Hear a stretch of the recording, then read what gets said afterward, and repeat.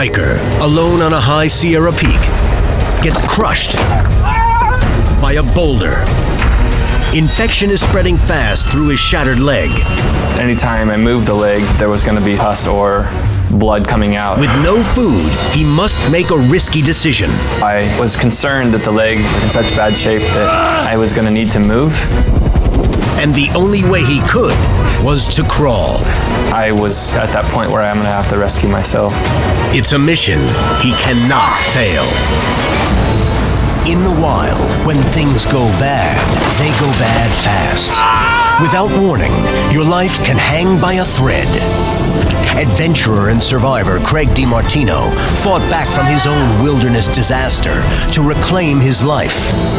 Now Craig meets other courageous outdoorsmen who beat the odds and return from their own fight to survive. Hi, I'm Craig DiMartino. Here's a question. If you were badly injured, would you have the knowledge and the guts to work through the pain and do whatever it takes to save your own life? Gregg Hein answered that question for himself the hard way. Climbing to the summit of Mount Goddard in the Sierras was the easy part.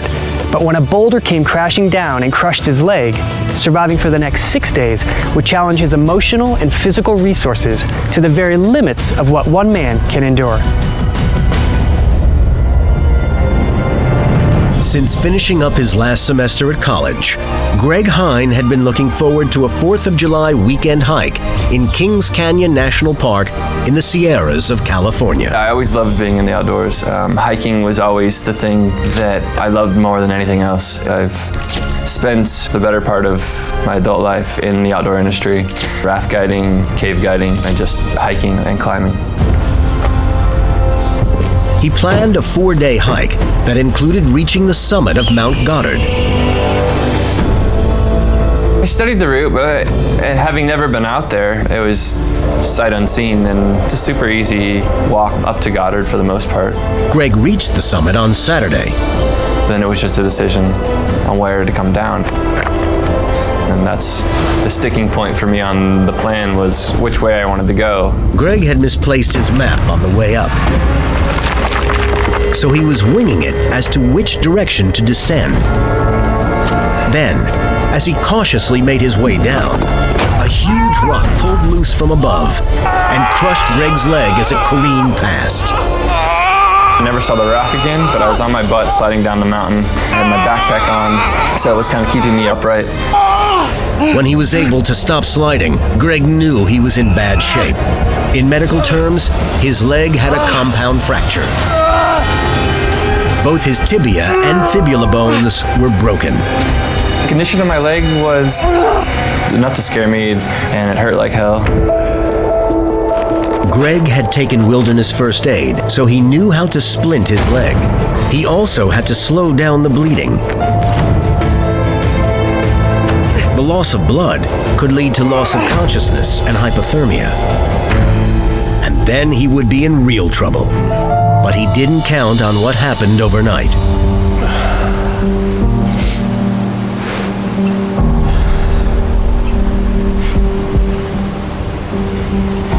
He said you started to smell it. You started to get this odor, which would indicate gangrene or infection or something bad. I don't want to deal with this, but if I don't deal with this, it's going to be a lot worse for me. Right. If it goes gangrene, it's really difficult to fight that. I realized that anytime I moved the leg, there was going to be trauma to the wound. There was going to be some pus or blood mixture coming out, and I luckily had a snow patch next to me, about 15, 20 feet away. Greg realized all he had to clean his wound with was snow. He hoped the cold would help cauterize it a little, and as it melted, wash out some of the bloody pus. But the snow patch was probably 15 to 20 feet away. His leg was throbbing, and he couldn't walk. The only way to get there would be to crawl, if he could manage it. A 5-minute crawl felt like an eternity. Greg brushed off the top of the snow to get to a clean layer. He used ice crystals to scour the wound. He told Craig this was an important moment in his survival effort. It's getting infected, so now I've got to start cleaning it, and it just adds something to the experience. But in doing that, it kept me active in my own survival, and that was really helpful in that regard, to be forced to think more about it and to do something to try to keep myself as healthy as possible. You're being proactive. Yeah, and it helps staying alive in that regard. This patch of snow also became Gregg's source of hydration. I did not have any food or water. I utilized the snow patch to put snow in the hood of my poncho. I would use the sun to melt the snow for water. During the day, he'd crawl away from the cold, wet snow to stay warm in the sun. Then he'd crawl back to clean his infected leg.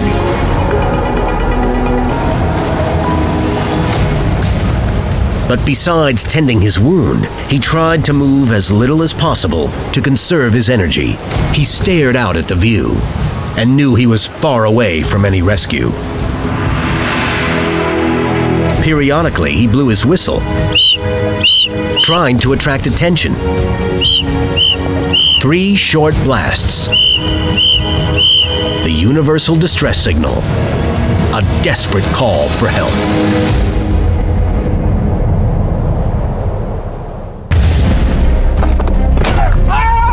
Hiker Gregg Hein's leg has been shattered by a falling boulder. Now he's stranded in the high Sierras with an excruciating compound fracture and infection spreading rapidly through his body. With a compound fracture, the pain is at times very pronounced, but eventually my brain did shut off most of the pain that I was experiencing, so it was just something that I had to endure. His brain also did him another favor. You know, I wasn't hungry at all. I can barely go 6 hours without eating and having hunger pains, and never had one hunger pain.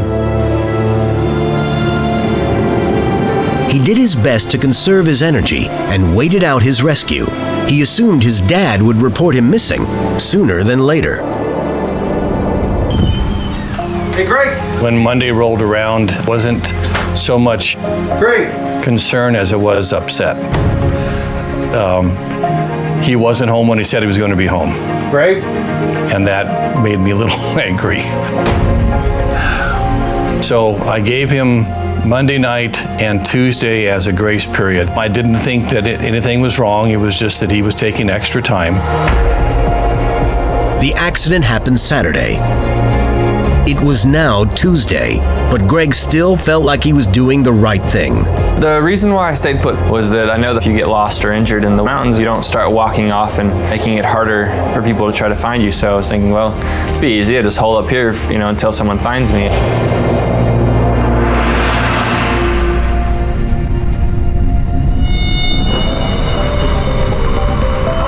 Then, a potentially deadly turn for the worse. Woke up in the middle of the night, kind of in agony. I couldn't flex my ankle, and so I was concerned that the leg was atrophying, or the muscles or the tendons were in such bad shape that I was going to need to move.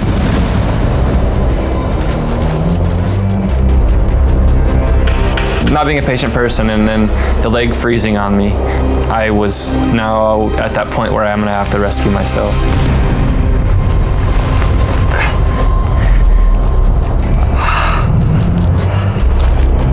Gregg decided to try to crawl down to Davis Lake in the morning, where he believed he would have a better chance of being spotted. Without his missing map, he wasn't exactly sure which direction to head.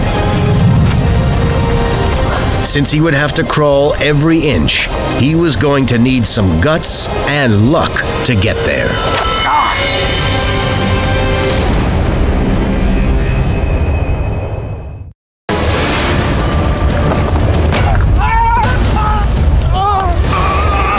After his accident, Gregg Hein decided to try to crawl to a location where he believed he would be easier to find.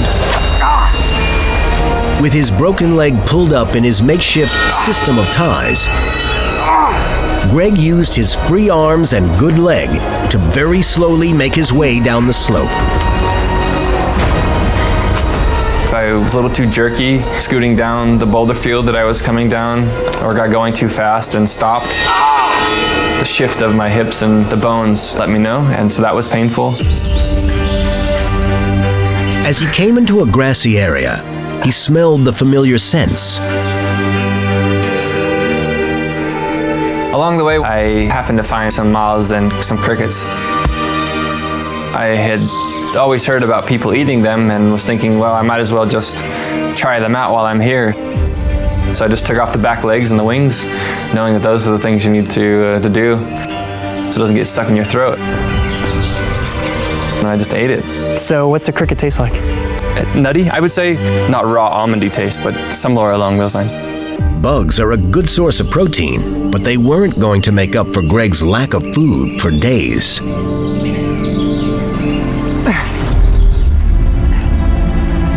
It took Gregg several hours to crawl 1.6 miles to the source of Lake Davis.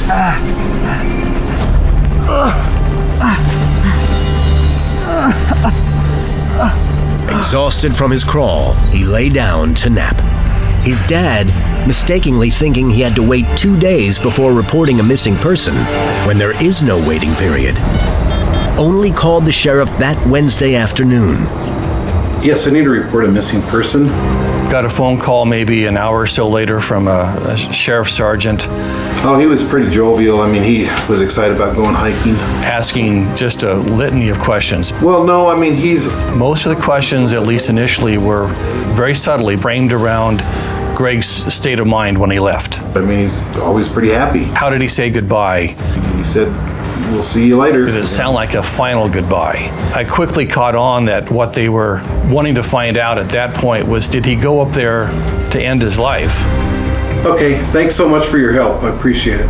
My supervisor notified me that I needed to call Fresno County Sheriff Department because they were taking an initial report of a person who was overdue, and their itinerary took them into Kings Canyon National Park.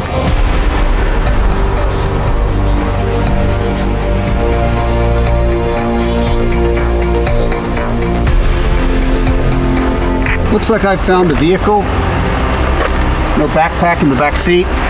After speaking with Fresno County deputies, Heading back in. I learned that the vehicle was still at the trailhead of Florence Lake. Hello, this is Doug. Melanie Lloyd from the Park Service called Wednesday afternoon, probably about 4 o'clock, Yes, he was carrying a Leatherman. asking what kind of gear Gregg had taken with him, Trekking poles. shoe pattern, whether he was armed with a knife or gun, He had enough food for the weekend because... how much food he had taken with him, how much water he had taken with him. Okay, I sure appreciate your help. Again, very, very thorough. As Wednesday night rolled around, I didn't want to get melancholy and think, well, I might possibly lose my son. I had utmost confidence in him, but every once in a while some thoughts would sneak in that maybe he was hurt. While Gregg's dad was having his own distressing thoughts, Gregg was having his most unsettling night since the accident. You knew your sister's birthday was happening. What was going through your mind at that time? She's had some pretty traumatic experiences on her birthday, and last thing I wanted was her brother, that she's grown up with, to have died, on or near her birthday.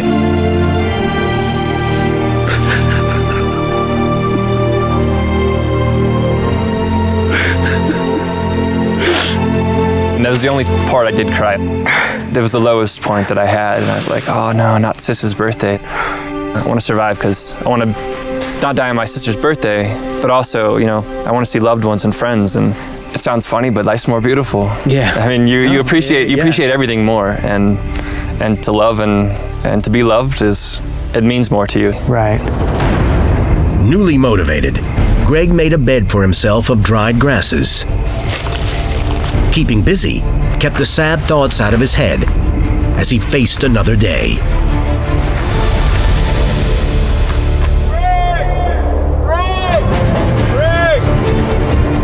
Thursday morning, 9 rescue teams were inserted into the field by helicopter. what our intention was to search certain trails that we suspected would be the most likely route that Gregg Hein would have taken, and also to set up trail blocks at certain trail junctions.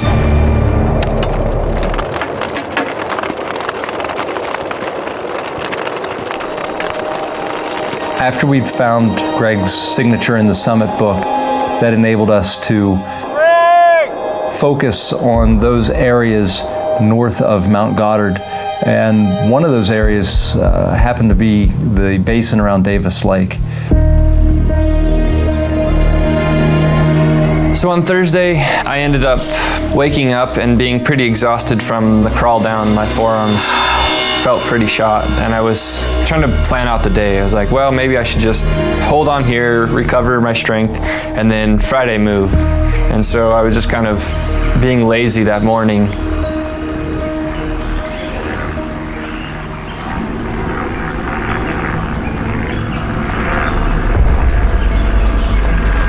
Then mid-morning, I started hearing the chopper.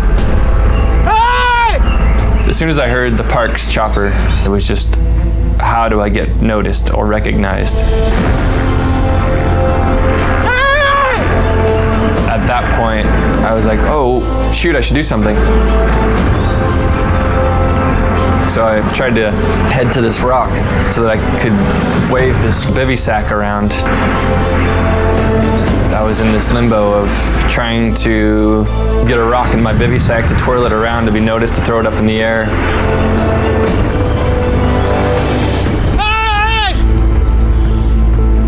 It happened too fast and I couldn't get there soon enough. At that point, that was the first time I stood. That was pretty traumatic for the wound and painful for my leg.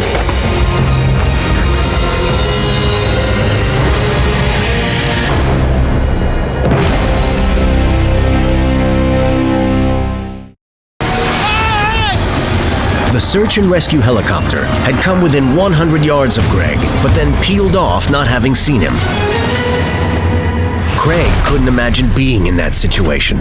The helicopters start buzzing Mount Goddard, and you see this happening, but they're not seeing you. And to me, that would be just frustrating and soul-crushing all in one breath. The struggles and the stress of, well, they should see me. I'm visible. I'm doing all the things I can do to be found, and I still can't be found.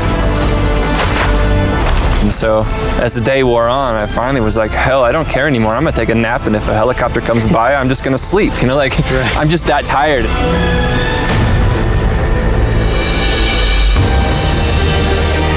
Gregg didn't nap for long. He could hear helicopters throughout the day, and he would try to stand to draw their attention. I got within 200 feet of one helicopter. There was a second helicopter that came in the afternoon, and from what I found out, they were just dropping search crews off, populating the potential search areas where I might be. Right here. Finally, after 6 days, stranded, starving, and suffering, Gregg was spotted. We're search and rescue. I'm Ryan. Oh, it's so good to see you. Mr. Hein was located as the final search team was being inserted into Davis Lake. Thank you. Okay, I'm gonna check your pulse real quick. I'm gonna call it in. Okay. Am I alive? You're alive. I was excited to talk to someone, to be the first person I'd talked to in 6 or 7 days. They found him Okay, I got you guys. relatively in good health, considering the 5 days that he had spent 2, 3. in the wilderness with a broken leg.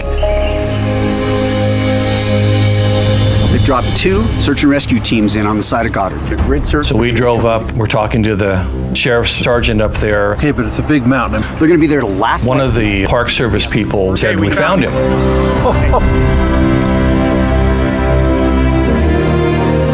Wonderful words to hear. I started to get excited and I thought, well, wait a second, they didn't say what condition he was in. Finish the sentence. Is he still living? Just a minute, let me check. So he was back on the radio, Getting out of Roger. surgery. came back and said he's alive, Breathing. He's coherent. He's talking. but he has a broken leg. Music to our ears.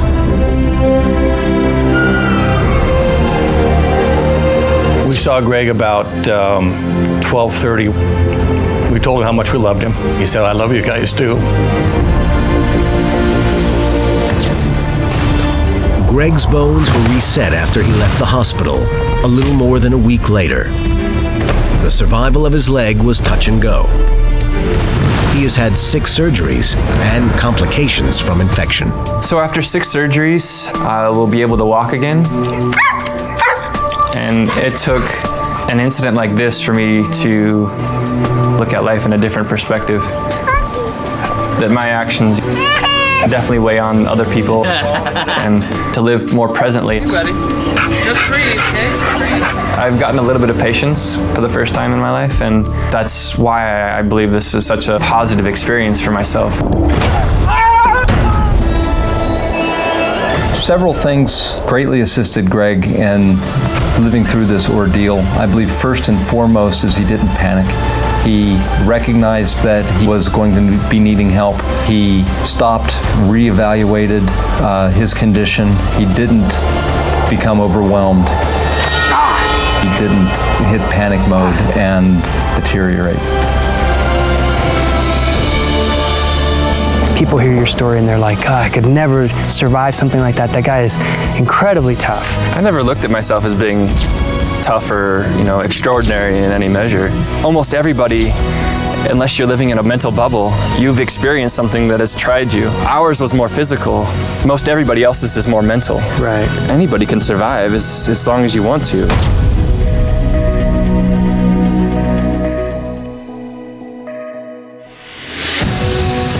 Gregg was lucky. He made some critical survival decisions that turned out to be the right ones. His leg was severely damaged and he's been on a long road to recovery, but he's determined, like I was, to return to doing the things he loves in the outdoors. That makes him a big winner in his fight to survive.